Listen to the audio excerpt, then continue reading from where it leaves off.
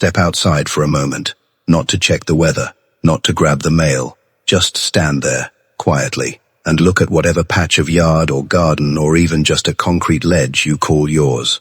Chances are, within 30 seconds, you will see a bird, maybe a sparrow, maybe a robin, maybe something small and brown that you could not name if someone asked you to. And your brain, doing what human brains do with familiar things, will file it away under the category of background, normal, unremarkable. But here is the thing nobody ever told you. That bird is not background. That bird has been watching you, and it has already formed an opinion about your home that is more sophisticated, more data-rich, and more ruthlessly accurate than almost any assessment a human being could make of the same space. We have this story we tell ourselves about birds, that we are the generous ones.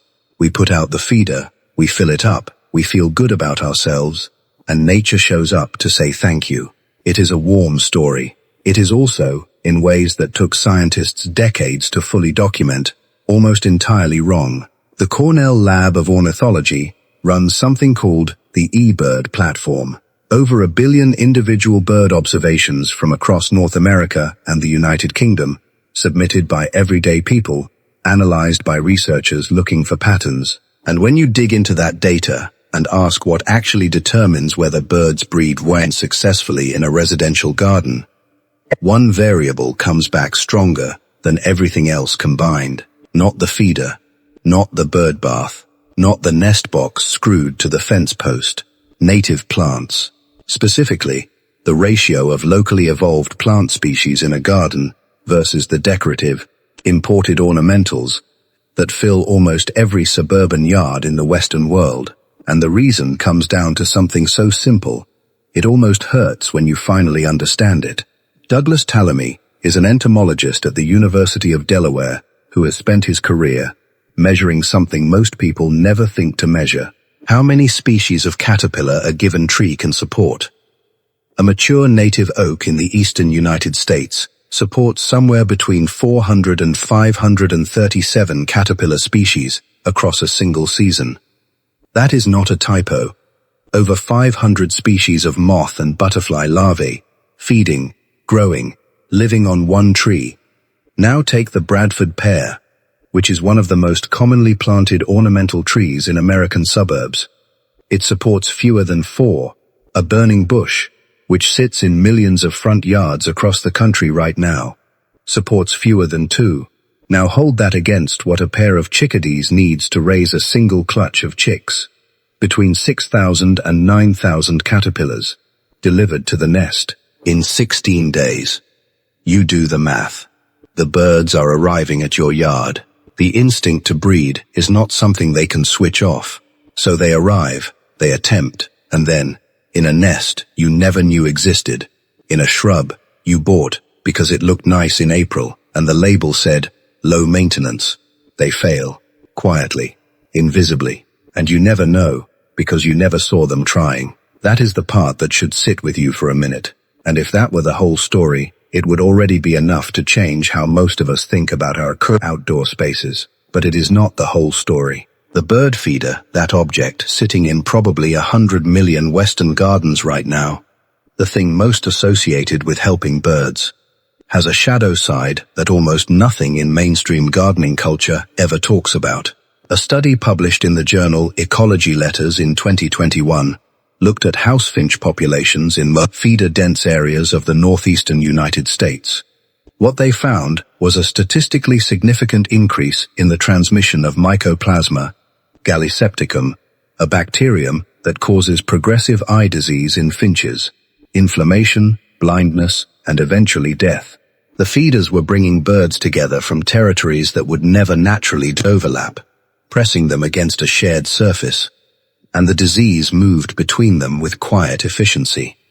The British Trust for Ornithology found parallel results with Trichomonas gallinae, a protozoan parasite that has contributed to documented population crashes in British greenfinches and chaffinches, transmitted almost exclusively at supplemental feeding stations. The thing built to help them was, in a measurable number of cases, the instrument of their infection. And then there is the brown-headed cowbird, which adds something genuinely unsettling to this picture. The cowbird does not build nests. It does not raise its own young. What the female does is find the active nest of another species, a warbler, a vireo, a sparrow, quietly remove one of the host eggs, and leave a single cowbird egg in its place. The host parents cannot detect the substitution. They incubate it. They feed it. The cowbird chick hatches earlier, grows faster, and outcompetes the other chicks until they starve. The cowbird is gone. The damage is done. And here is where your yard comes in. Cowbird populations have expanded dramatically across North America, not because cowbirds changed, but because suburban development created what ecologists call edge habitat, the transitional zones between woods and open ground, the tidy lawn, the strip of ornamental shrubs along the fence, the small patch of trees at the property line. That is exactly the geometry cowbird parasitism requires. You did not plan it, but the architecture of your yard may be working against the very birds you think you are helping, and nobody handed you that information when you moved in. Now take all of that and hold it next to what the bird is actually perceiving when it looks at your garden, because this is where the story stops being about ecology and starts being about something almost philosophical. Birds do not see the world the way you do. The human eye has 3 types of color receptor. Birds have 4. That 4th receptor is sensitive to ultraviolet light, a range of the electromagnetic spectrum that is completely invisible to you. When a bird looks at the plants in your yard, it is reading biochemical information encoded in UV reflectance patterns that your visual system has no mechanism to detect. The health of a leaf, the species of an insect resting on a stem, the sugar content of a berry, all of it visible to the bird in a color channel you have never accessed, not once, in your entire life. And there is something even stranger underneath that. In 2014, research published in the journal PLOS One confirmed that European robins navigate using a quantum mechanical process happening inside their eyes. Cryptochrome proteins in the robin bag's retinal cells generate pairs of electrons that are quantum entangled, and the spin states of those electrons are physically altered by the orientation of the Earth's magnetic field. The bird does not feel north as a direction the way you might feel a breeze. It sees it. Magnetic north appears as a component of visual experience, a kind of luminous overlay integrated into ordinary sight. Your garden, from the perspective of a bird passing through it, contains a layer of navigational data written into the light itself, a data channel that no human instrument can directly replicate and no human eye has ever seen. Dr. John Marsluff at the University of Washington spent over a decade studying crows and found that they not only recognize individual human faces, but teach that recognition to other crows who have never personally met you. The bird on your fence has access to a neighborhood consensus about whether you are safe or dangerous, assembled from behavioral data you transmitted without knowing you were transmitting anything. These are not simple creatures living simple lives at the edge of your attention. What they have been waiting for, not patiently in the way we mean patience, but simply because they have nowhere better that qualifies, is a yard that speaks the language their biology expects a living place to speak. Native plants, producing the insects their reproduction demands. Structural complexity, providing the nesting geometry their instincts require. Leaf litter and standing dead wood, providing the overwintering habitat their survival depends on through winter.